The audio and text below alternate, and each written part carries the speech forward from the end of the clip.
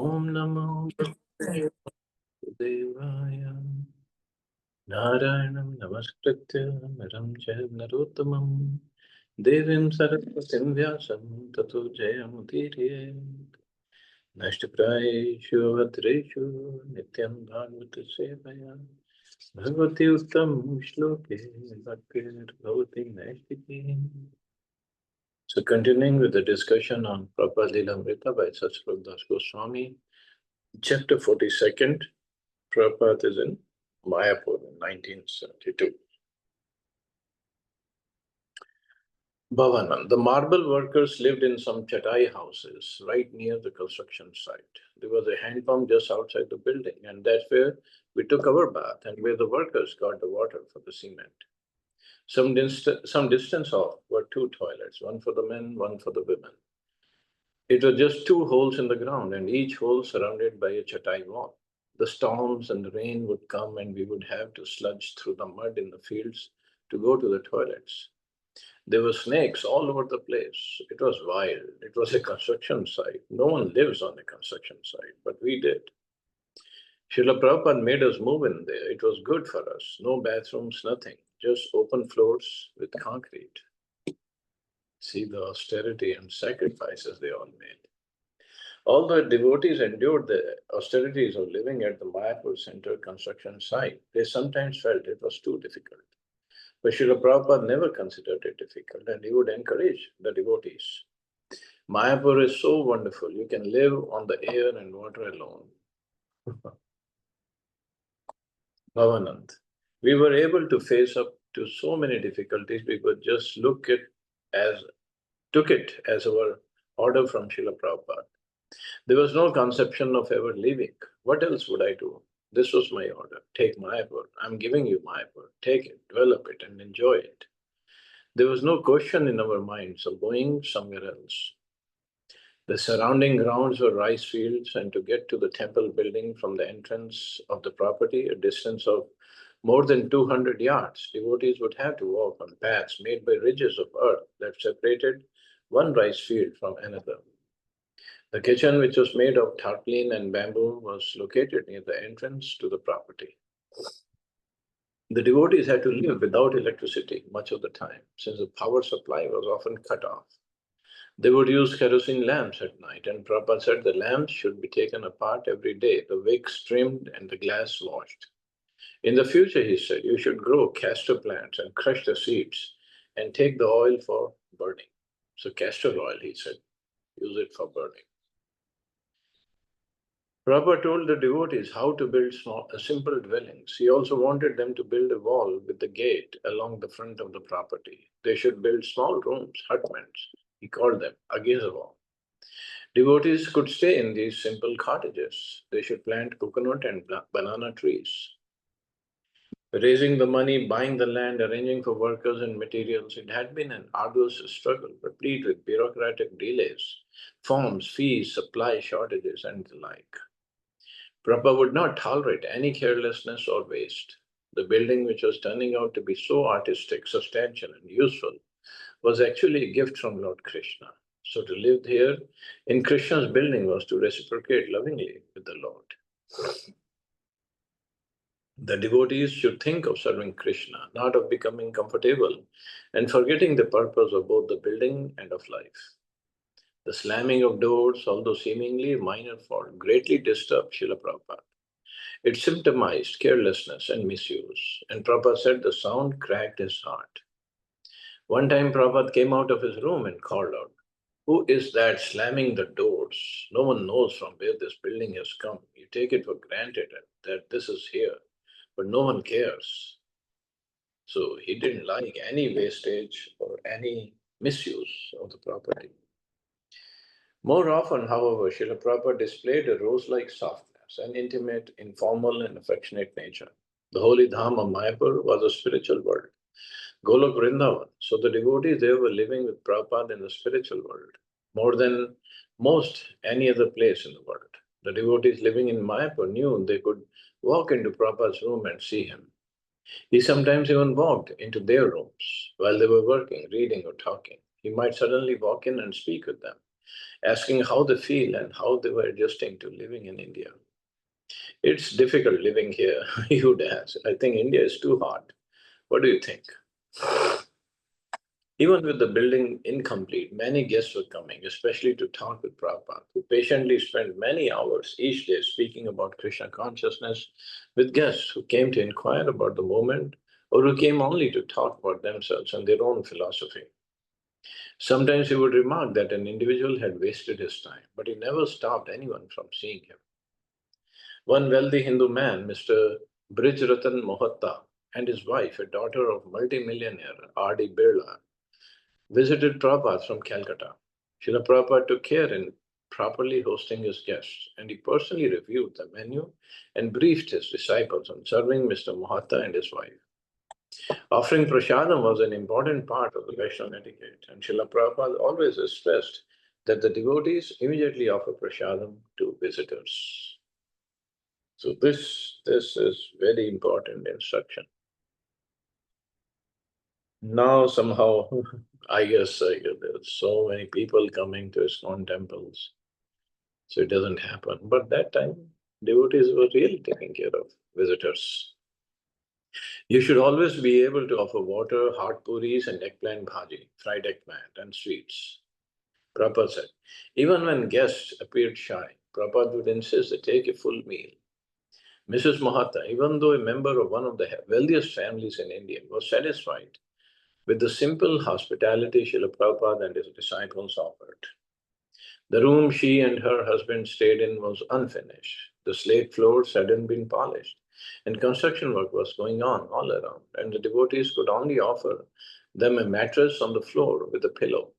Yet they appeared to be quite satisfied and appreciative. Bhavanand. Srila Prabhupada introduced us to many of the details of Indian culture at Mayapur. He had us put down mattresses, covers with sheets in his room. In 1970 in Los Angeles, he had asked me to sew sheets together to make a covering for the rug in his room.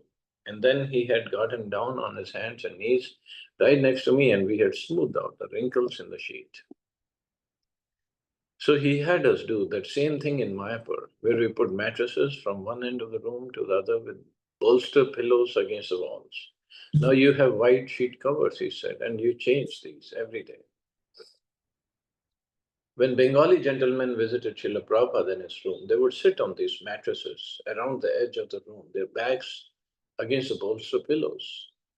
See, this was the Indian way of greeting guests, not the table and chair, which is now it's happening everywhere. But the Indian way was everybody sits on the floor, on the mattress, covered with white sheets, with backs against the bolster pillows. It was very aristocratic. The whole mood was that when he was the Mahant, the master of the house, the Acharya, but also the aristocratic Bengali gentleman saw that he was re-establishing the old aristocratic mood from the early 1900s or 1920s. It was from Prabhupada's old days with the Malik family, and it was rapidly dwindling. At that time, you couldn't find a semblance of the old culture anywhere because all those families had become degraded and their wealth gone.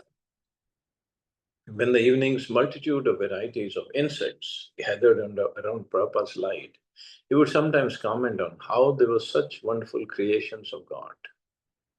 This little insect, he said one evening, is both pilot and flying machine in one. Here there are hundreds of insects flying together, yet there are no collisions. That is God's arrangement. They never crash because the super soul is present, one in every heart. Let the material scientists manufacture such a wonderful machine with a built-in pilot that will not crash.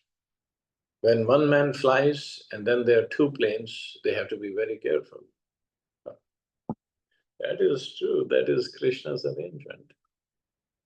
And these insects, whether it's flies or mosquitoes, and Prabhupada, the flying machine and the pilot in one. While a few devotees sat on the sheet-covered mattresses in his room, Prabhupada sat on his slightly raised asana, leaning back against a white bolster pillow. Both spiritual master and disciple enjoyed bliss in speaking and hearing Krishna consciousness. The devotees wanted to hear Prabhupada's words and follow his will, and he wanted to instruct them. But these insects, Prabhupada continued, are not perfect. They're flying to the light. That also means they are attracted to death.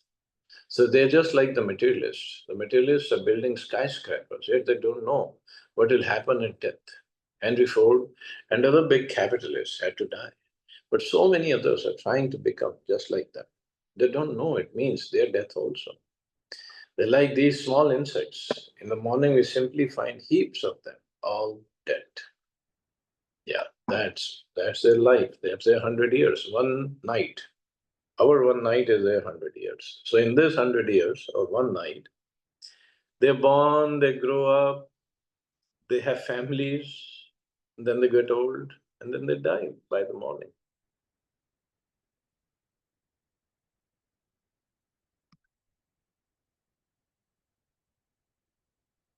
That's one of the 84 lakh species of life. When I was in Detroit,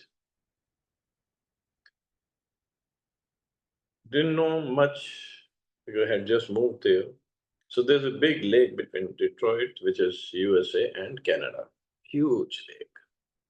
So our place was right next to that lake. So one morning, got up and started to go to work. And when I drove off, the driveway and the road went to a sound of tick, tick, tick, tick, tick, tick, tick, tick, tick, under the tires. I was like, what is this happening? The road was supposed to be very smooth and clean. So I got out of the car and said, see what is there. The entire road, and then I looked back, the driveway and all the lawn area, entire thing was covered with small dead insects. Where did they come from? So I didn't know, so went to the office and asked the co-workers, what was that? He said, near this lake, these are called fish flies. So near the lake, these things happen, and then they cover the whole ground, all the roads in the city, because they're dead. They just take birth. By the morning, they're all dead, and they're covered, like millions and millions of them. It was, it was like from a horror movie, you can say. Dead. Of course, the city is very prompt. They came and cleaned up the roads before by the evening. But again, it happened next day, and there was a season when it happens. But this is their life. That's it. That's their 100 years. So we think our life is very important because we live for whatever 70, 80 years. No. If we look at our lives from demigod's perspective, it's nothing. And from Brahma's perspective, we all have no lives, nothing. They just flash in the pan.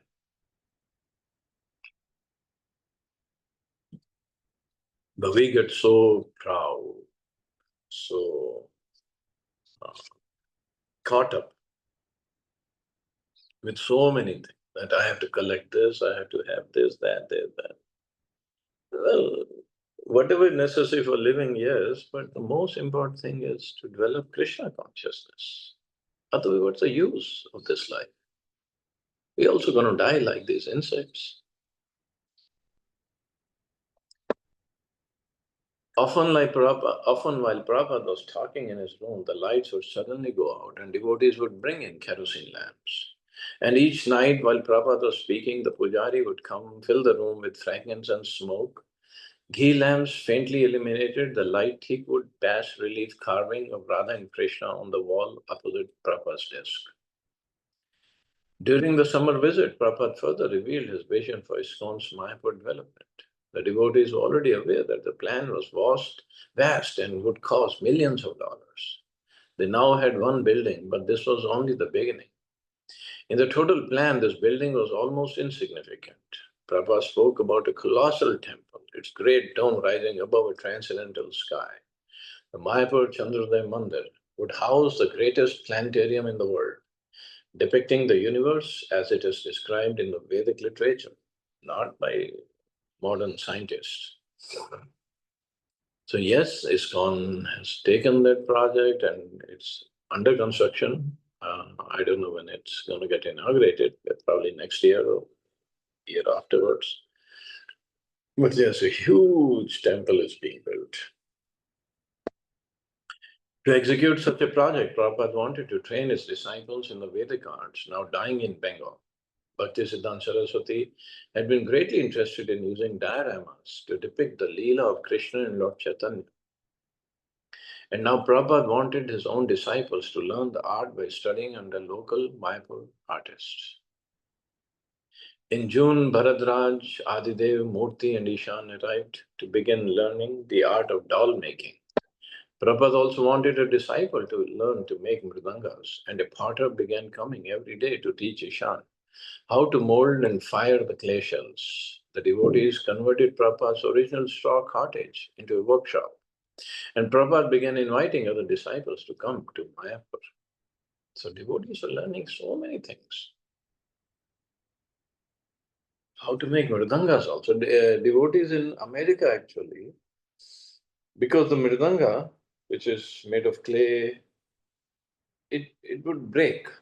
But devotees would be so playing so enthusiastically. It would break. So they created a fiber mridanga, and they call it Balram mridanga. That would not break, and the ends were made of not leather as it is used in regular mridanga. They made it some kind of plastic material, different material.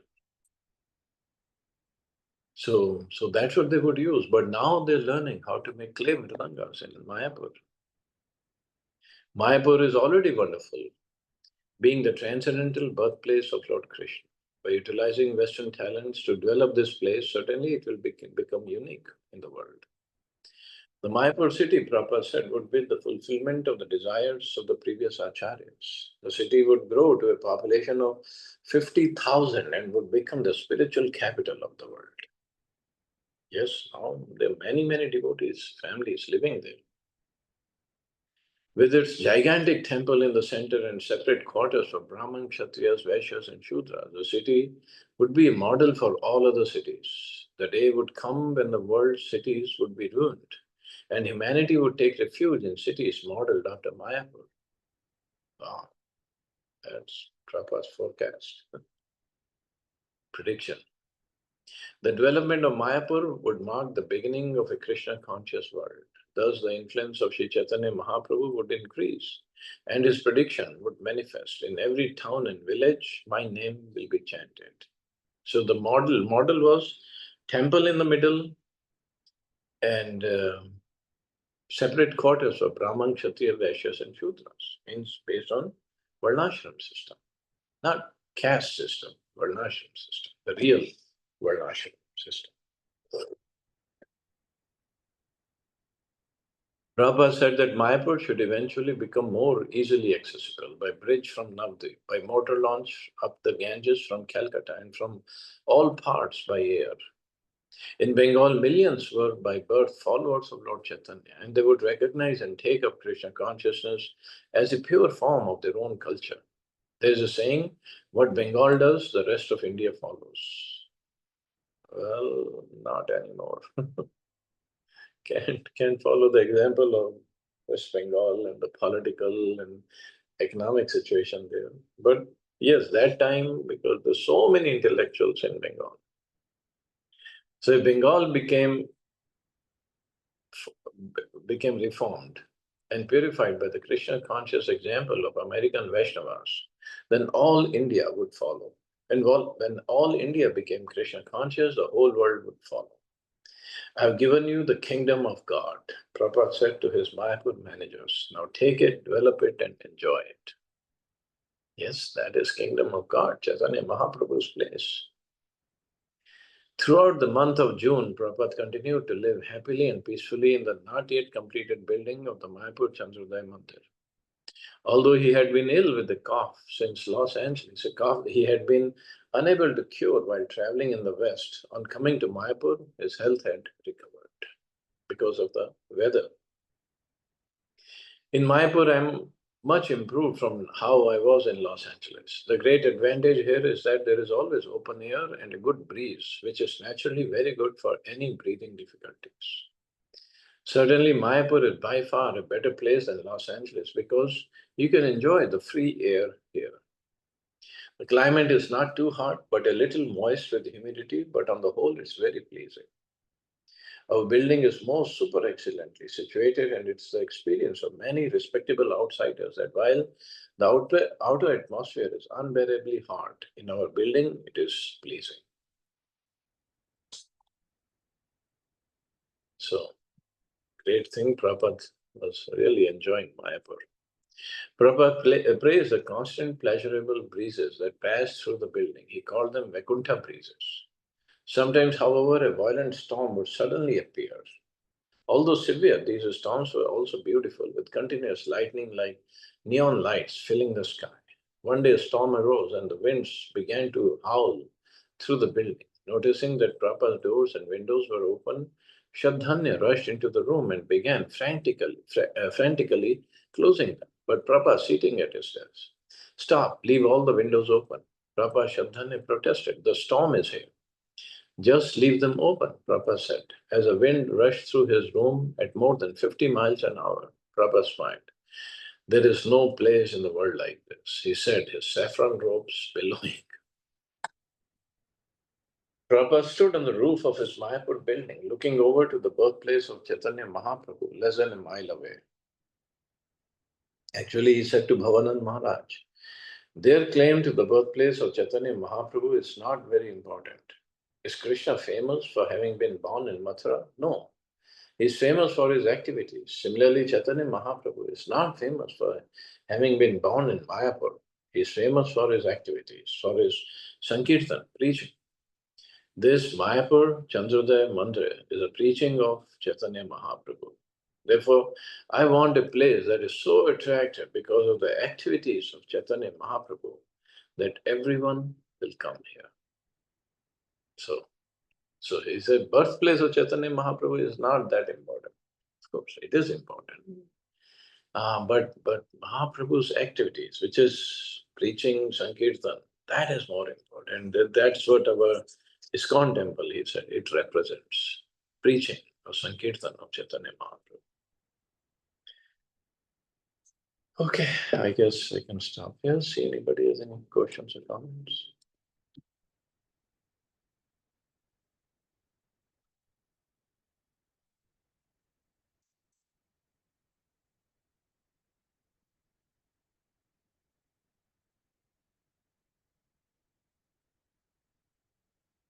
Okay, you all have a safe and wonderful day. Hare Krishna. Jai Shri. Thank you, Prabhuji. Hare Krishna. Hare Krishna. Jai Jai Shri Prabhupada.